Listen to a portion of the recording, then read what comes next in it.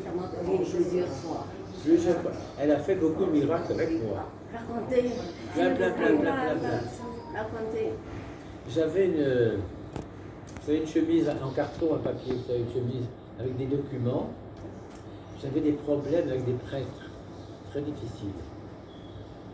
Et avec des abounas. Des prêtres. Voilà. Et je ne savais pas trop comment faire. Pour annoncer une mauvaise nouvelle au pape en disant peut-être celui-là il doit quitter l'église, vous voyez. C'est délicat. Et Mère Irénée a pris le document, elle a pris le document, elle a fait une croix dessus, et ça s'est fait très facilement. Ça s'est fait très naturellement, alors que c'était un problème qui, pour Amba Marcos et moi, c'était douloureux, parce que c'est jamais agréable d'annoncer des mauvaises nouvelles. D'un prêtre que peut-être il ne doit pas rester, vous voyez, des choses comme ça. Sans jugement, mais c'était pas facile. Et elle a pris le document, elle a béni. Elle était encore dans la vie? Ah bien sûr, elle était encore en vie, bien sûr. Elle a béni et tout de suite, parce que je craignais aussi que le pape soit pas content après moi, après de cette nouvelle. Et c'était une sanction qu'il fallait prendre, et j'aime pas prendre des sanctions, mais il fallait que ça soit doux. Et ça s'est fait très doucement. Ça a apaisé toute la situation. Alors pour moi, ça a été vraiment une chose assez difficile. Et d'autres aussi, mais ça c'était important parce que c'était l'histoire de l'Église. C'était difficile. Parce que ce n'était pas des sanctions contre des gens mauvais ni méchants, mais c'était des personnes qui ne voulaient pas obéir à un ordre qui vient du ciel, pas qui vient de moi. C'est pour ça le problème. Alors j'avais écrit à tout le monde des lettres pour essayer comme ça disons, ils n'ont pas accepté, alors il fallait que je le présente au pape. Le pape, c'est Bouddha. Et c'est comme ça que ça s'est fait. Hein. Et un autre miracle, alors c'est pourquoi je suis devenu copte orthodoxe. Vous savez, je suis né dans l'église catholique. Ma famille est catholique aussi. Et je dis toujours, je n'ai pas voulu améliorer mon christianisme en devenant orthodoxe. Il n'y a pas. Parce que j'ai l'affection pour les deux églises et justement ça m'aide beaucoup pour les relations écuméniques. Ou des mariages, une fille catholique avec un garçon copte, ou un garçon catholique avec une fille copte. C'est ma grande spécialité. Vous savez pourquoi? Parce que moi j'ai été baptisé, j'ai été confirmé, Maïroun dans l'église catholique. Je n'étais pas prêtre dans l'église. Vous êtes baptisé à l'église par immersion, oui. Et donc la communion, et alors la confirmation comme la chrismation, si vous voulez. Et vous savez que dans l'église catholique, seul l'évêque peut donner la chrismation. Un prêtre ne peut pas, un prêtre catholique, parce qu'il ne peut pas tenir le maïroun dans les mains. Et chez nous encore. Et chez nous, quand il allait au temple protestant avec sa sœur, il me disait, il faisait le clown. Parce qu'il s'ennuyait beaucoup. Pourtant, il était très sérieux. Mais lui s'est fait baptiser orthodoxe déjà dans l'église russe. À Amsterdam, il y avait une église russe. Parce qu'il ne se sentait pas à l'aise dans le protestantisme. Il était dans l'église russe. Son nationalité. Non, il était quoi? Il était français? Non, il était néerlandais, hollandais. De Hollande. Parce que donc il n'a pas accepté dans le protestantisme. Et là c'est très très curieux, vous savez. J'ai écrit un peu l'histoire de sa vie et sa maman m'a expliqué. Quand il avait 4 ou 5 ans, quand il avait 4 ou 5 ans, alors que dans le temps protestant, il n'y a pas de liturgie, il n'y a pas de messe, il y a seulement le sermon.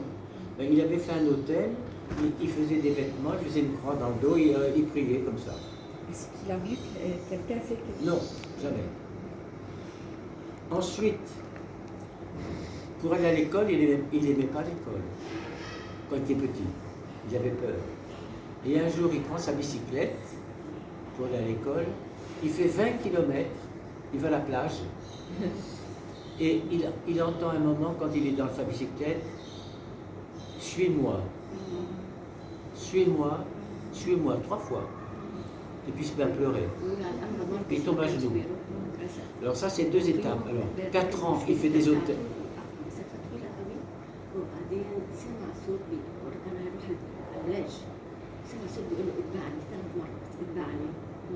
Alors donc à 4 ans, il fait des hôtels, comme une prédication qu'il n'a jamais vue. Là, il a peut-être 9-10 ans. Après 19 ans. 19.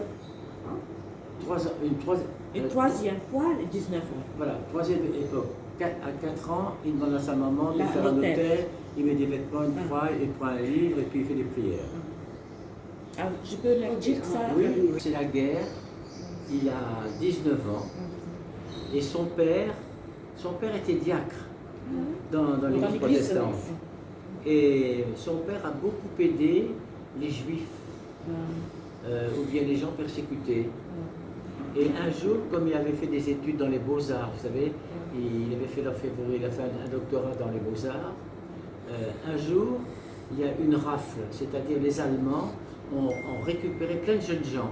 Il y avait peut-être 10 jeunes gens et 2 jeunes filles de 19-20 ans, parce que comme le père dans Marcos aidait ces juifs ou des gens à quitter les Pays-Bas pour ne pas être dans les camps de concentration, on connaissait, et lui on l'a pris pour le mettre dans un camp. Et dans ce camp il s'est échappé. Et après c'est un camp de concentration. Tous sont morts sauf lui. Il s'est dit, qu'est-ce que le Seigneur veut de moi? Et après la guerre a été finie, il n'est même pas retourné à Amsterdam où il était né, il a voulu s'engager dans l'armée canadienne. Puis après il est revenu, et puis à ce moment-là, sa vocation s'est développée très très fort. Il a voulu devenir prêtre, alors il voulait devenir moine. Et son père, qui était protestant, lui a dit, tu peux devenir moine, c'est très bien, mais avant, il faut que tu aies un métier. Parce que si un jour ta vocation n'est pas sûre, si tu quittes tout, essaie de trouver un travail. Alors, il a fait les beaux-arts, c'est-à-dire, il faisait de l'orfèvrerie religieuse. Il pouvait faire un calice, un shoria, avec une planche de métal, il pouvait faire un calice. Donc il a fait les beaux-arts et puis il a un peu vécu comme ça. Et alors après, il avait connu un évêque catholique qui allait en Afrique du Sud. Alors il est parti avec lui et ils ont fait une escale à Paris. Ils ont fait une escale, ils se sont arrêtés à Paris, à la capitale de Paris, et lui il restait tout le temps. Et il était chez un ami de sa famille, parce que son père et sa mère aimaient beaucoup la France, et il est resté là. Alors il a fait l'école du Louvre. L'école du Louvre, c'est une école où on développe son art. Voilà. Et puis il a dû quand même se mettre à travailler pour avoir un peu d'argent. Donc il travaillait chez un orfèvre. Je vous dis, il pouvait faire un calice, faire un encensoir, un shoria, des choses religieuses comme ça. Et puis, il avait l'envie de construire. Construire. Et il a construit une petite église, sans argent, je ne sais pas comment il a fait. Il avait un groupe de gens pour prier. Et puis, on était dans une orthodoxie à la française. Mais il fallait trouver un patriarcat historique. Alors on est allé en Russie. On est allé en Grèce d'abord. En Grèce, on nous a dit, vous êtes très bien, mais vous n'êtes pas grec. En Russie, vous êtes très bien, mais vous n'êtes pas russe. Et puis, écoutez, à Venise, la ville de Saint-Marc, nous avions un petit centre déjà. Un jour, Amba Arabios, l'évêque de Beyrouth, qui était le secrétaire de Papa Kyrillos. Papa Kyrillos était allé au Seigneur et lui avait pris un bateau d'Alexandrie pour venir à Rome et à Venise pour récupérer des reliques de Saint-Marc. Ah, Alors l'archevêque de Venise lui a dit tout, mais pas ça, c'est impossible. Et je ne sais pas comment il a eu notre adresse. Vous savez, Venise, quand on ne connaît pas Venise, c'est difficile, c'est vraiment un labyrinthe comme ça. Un jour, Ambarabios arrive avec une dizaine de fidèles et il dit aux fidèles de repartir et il rentre dans notre petit centre à Venise déjà. Et puis, on ne parlait pas la même langue, on ne se comprenait pas. Mais il était très mystique, très thaumaturge. Et c'était pendant le jeûne de la Vierge. C'était en août, mois d'août 1971. 71. 71, comme disent les Belges. alors vous étiez avec lui avec... Oui, oui, oui, oui. Et donc, il nous invite à venir en Égypte au mois d'août, et on a pu aller en Égypte en novembre. On arrive au Caire, mais le Caire, nous, on ne voulait pas aller au Caire parce qu'il nous invitait à aller à Daïrout dans son éparchie. Alors, on va à la Moalaka, la suspendue, on visite le vieux Caire, et on demande au prêtre comment faire pour aller à Daïrout. En 1971, les communications étaient impossibles. Pas de fax, pas de téléphone, impossible. Et le prêtre nous dit, il avait écrit un livre, Who are the Copts? Pardon? Le prêtre de la El Moalaka. Il avait écrit un livre, Who are the Copts? Qui sont les Coptes? Et on lui demande donc, il dit, n'allez pas à Beyrouth, Ambarabios c'est au Caire. Et dans l'église de El Moalaka, on a rencontré 3 hommes. L'un s'appelait Antoun Bassili, c'était un juge. L'autre c'était Louis Zikri Vissa, c'était un avocat. Et l'autre c'était Malak Mikhaïl, c'était un professeur de français. Alors tous les 3, ils exerçaient leur profession dans le monde, mais ils travaillaient au patriarcat. Ils étaient tous francophones. Et ils nous disent, ils nous prennent par la main, ils disent on va aller à Baruès pour aller au patriarcat. On arrive, on va au patriarcat. On rentre dans le bureau, on rencontre Amba Grégorios, Amba Athanasios de Benisouef, Amba Samouil, des affaires écuméniques, et puis aussi Amba Maximos de Benha. On parle, comme si on était des vieux amis. La porte du bureau s'ouvre, l'évêque Chenouda rentre. Il était encore évêque. Alors on était très impressionnés par son regard.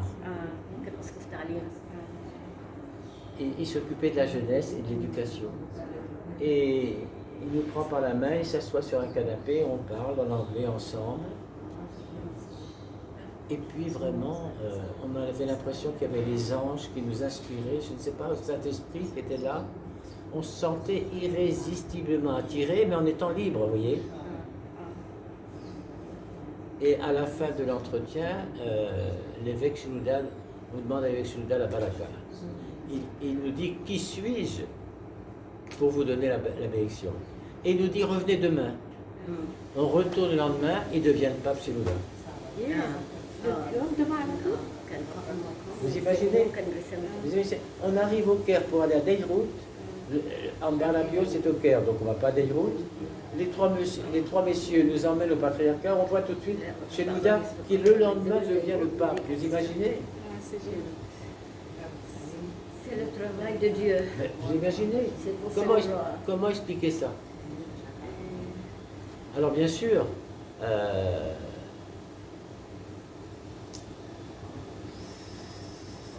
c'est difficile à dire. Alors bien sûr, c'est le pape qui nous a inspirés, c'est pas nous, et ça s'est fait comme ça. Comment? Le Saint-Esprit. Certainement.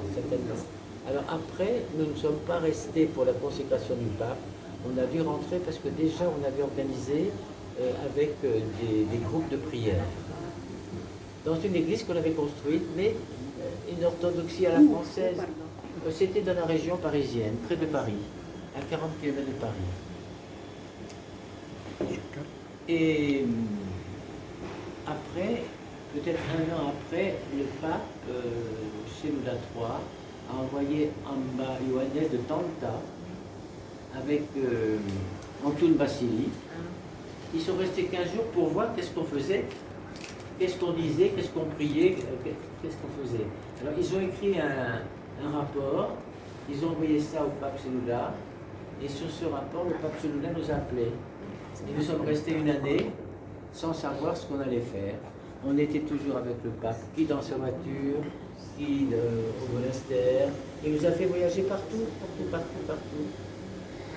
Et un jour, on ne savait pas ce qu'on allait devenir. Un jour, comme une couturière, le pape. Vous connaissez la couturière. Il prend un mètre, il prend nos mesures.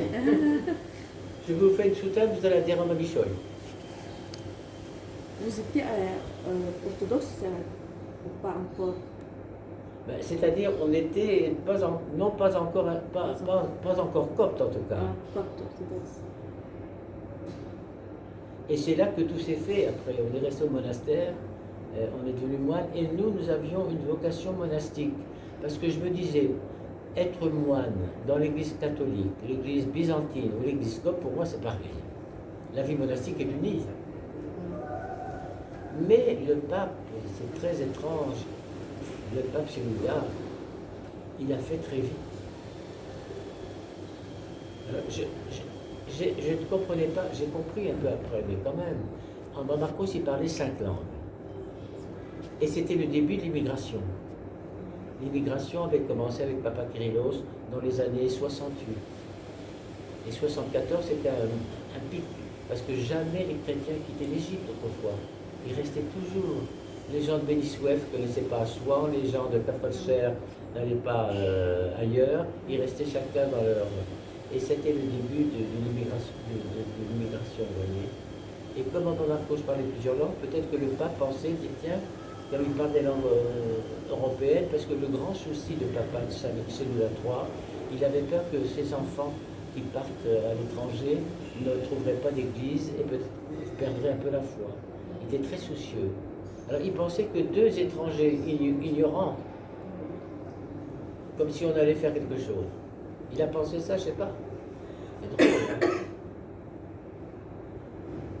Et alors donc on était là dans Babichoy, le temps a passé, et après on est reparti en France avec Aboula Makarios, Aboula Makarios qui est devenu en Bawissa de Baliana. Il est resté 6 mois avec nous, il a fait Noël et Pâques, et après le pape l'a rappelé pour devenir évêque.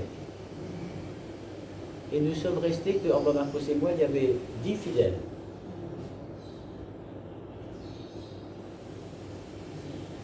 Et c'est-à-dire, il nous a donné une charge incroyable. Il nous a demandé de nous occuper de l'Europe.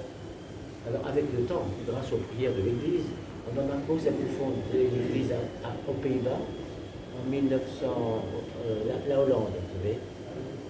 Il a fondé l'Église en Hollande. Non, Hollande, Pays-Bas, Netherlands.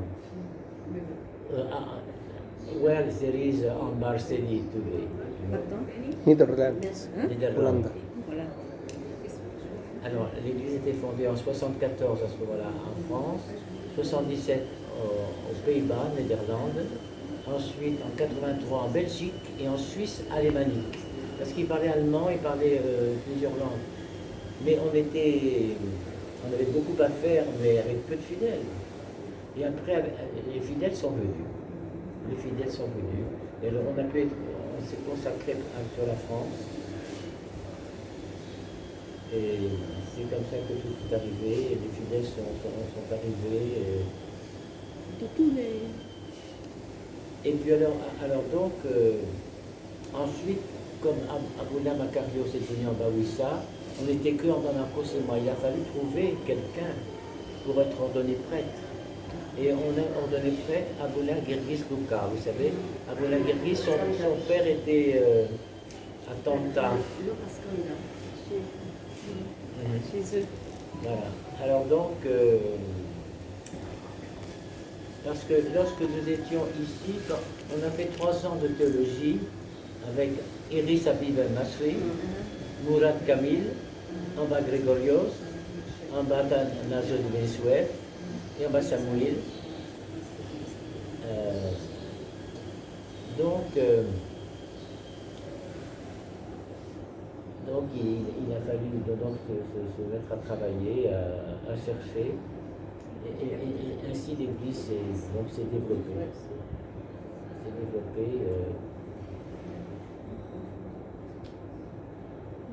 Et alors donc nous avons donc ordonné alors Abouda Guerguis et le docteur Lucas comme prêtre en 1976, et on a travaillé avec lui jusqu'en 1994, c'est-à-dire pendant 18 ans. Parce que le pape, à ce moment-là, parce qu'il y avait un peu de difficulté avec ce prêtre. Et le pape a dit, je ne veux pas qu'il reste avec vous, mais qu'il se mette sous ma juridiction directement. Et alors à ce moment-là, après il a dit en Monaco, c'est moi, je veux créer l'église copte orthodoxe française, c'est exactement la même, mais qui s'adresse aux Français en recherche spirituelle, et bien sûr les coptes aussi. Et aussi il a donné la mission d'ordonner des Français prêtres. C'est un peu plus difficile.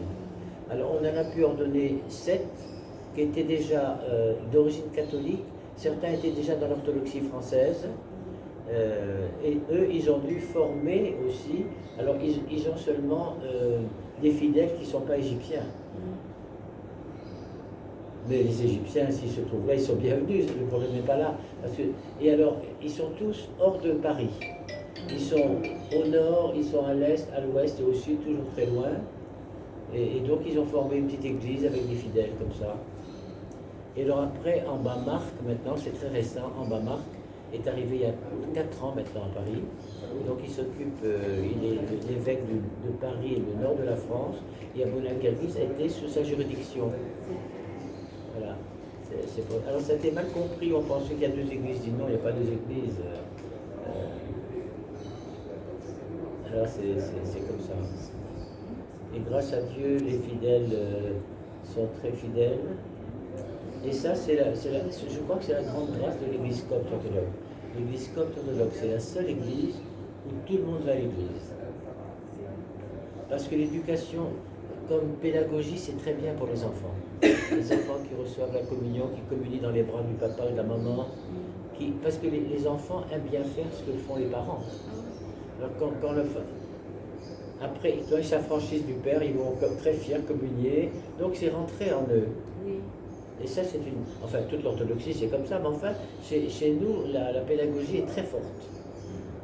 Et c'est pour ça que les enfants aiment rester à l'église. Même à l'étranger, Prier pour les enfants de Et la transmission se fait comme ça. C'est ça qui est très important.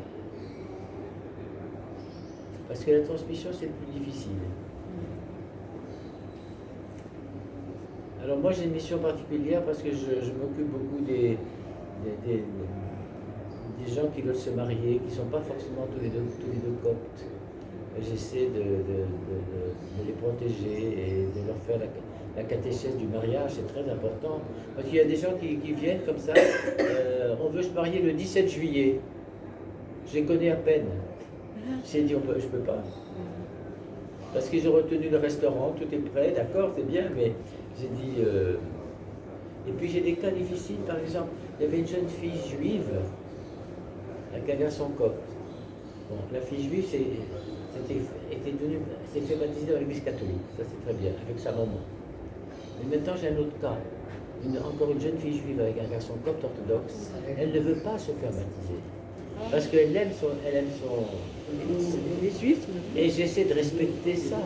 Et le garçon voudrait rester copte, mais je dis, qu'est-ce que tu veux que je fasse? C'est difficile.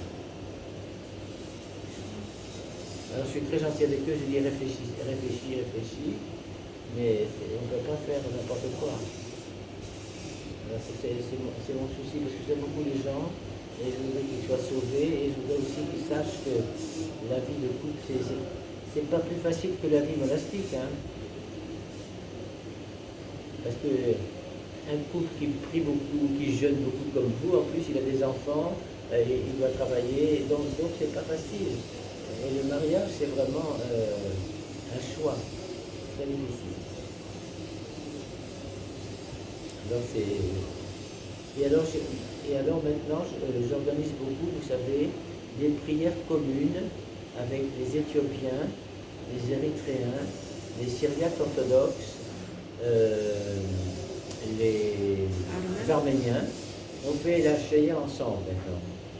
Alors on va une fois chez les Arméniens et chez les autres, on organise des prières. Et je voudrais faire ça aussi maintenant avec l'église byzantine, les Russes et les Grecs. Parce que... Où à Paris? À Paris? Oui, à Paris par exemple. Parce que vous savez, je fais partie aussi d'un groupe de prière, mais c'est la majorité catholique, il y a quelques orthodoxes, où on prie pour l'unité de l'Église et pour que la date de Pâques soit commune. Et le pape François et le pape Tawadros voudraient ça. Et il y a un groupe de 800 personnes, et on fait des voyages, on a fait des voyages à Rome, on a vu le pape, on est allé à Moscou, on a vu le patriarche, on est allé en Grèce à Marathon, on essaie de...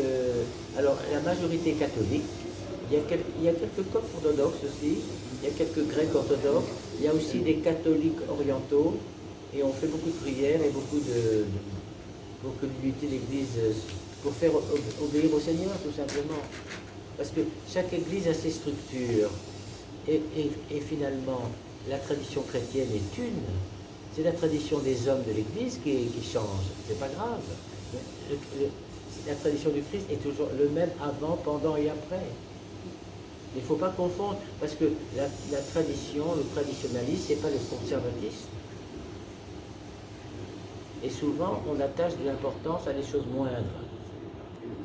Et il y a des choses très importantes et d'autres. Par exemple, le symbolisme de se déchausser, c'est très beau. Mais ce n'est pas un acte de foi, c'est une belle habitude et c'est très très bien. Et quand on explique aux Français, ils adorent ça.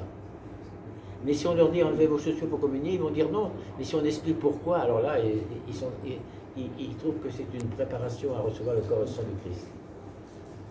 Alors il y a beaucoup de choses très pratiques dans l'Église copte qui touchent beaucoup. Et vous savez ce qu'il y a dans l'Église copte orthodoxe comme liturgie. Elle est très riche, mais finalement, les fidèles participent beaucoup. Souvent dans les églises catholiques ou même les églises byzantines, c'est le prêtre qui parle et les fidèles disent Amen. Tandis que chez nous, les fidèles chantent, répondent. Oui. C'est très vivant. Elle est très, comment dirais-je, très participative.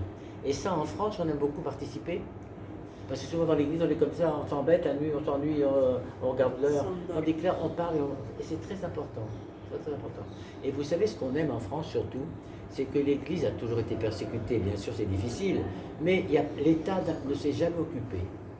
Parce que quand l'État s'occupe de l'Église, ça peut aider, ça peut être bien, mais si le président n'est pas très bien, ça va être difficile que le patriarche travaille. Et le fait qu'on est séparé de l'État, je crois que c'est une grande chance. Parce qu'au fond, notre Église, on a été souvent persécuté, mais on n'a jamais persécuté. C'est la seule Église. Il y a eu un petit problème avec Hypatie, vous savez, parce que Hypatie, c'était une dame d'Alexandrie qui était philosophe, mathématicienne, et les moines, elle était belle aussi, les moines n'aimaient pas beaucoup cette femme. Mais c'était une femme qui menait une vie de...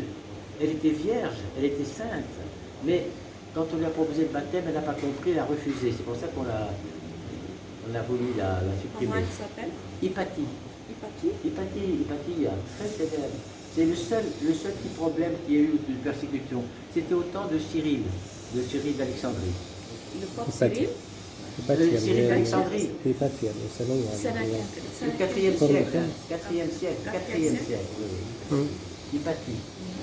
C'est le seul problème un peu difficile, mais toutes les églises ont persécuté des milliers de fidèles, de personnes. Mais l'église copte, elle a subi des difficultés, elle n'a jamais eu le droit de citer.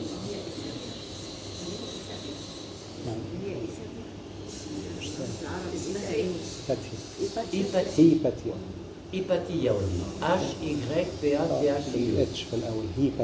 Alors c'était une philosophe, mathématicienne, qui parlait, qui prêchait, mais quand on étudie aujourd'hui, beaucoup d'exégètes étudient sa vue.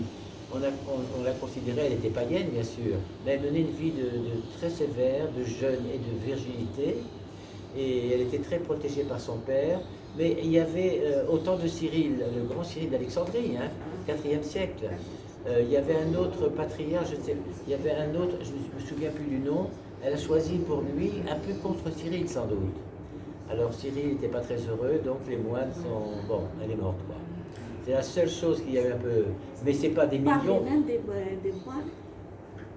Parlez même des moines. Ouais, c'est-à-dire les moines, il y avait toute une armée de moines qui étaient venus, je ne sais pas exactement. C'était peut-être la police de l'époque. Mais c'est le seul incident. C'est rarissime. Alors, comme nous, on n'a jamais eu le droit de citer, c'est-à-dire on ne pouvait pas dire que... Parce qu'il y a eu quand même des empereurs païens romains, Dioclétien, Maximien, qui nous ont quand même... Il y a eu les Perses, il y a eu même l'église byzantine, qui était très dure. Hein. Ah, bien sûr. Parce que nous, on était déjà chrétiens, la police était très dure. Et puis l'islam, bon an, mal an. Des fois tolérante et des fois pas tolérante. Et à cause de ça, on a continué à avoir une foi pure. Ça peut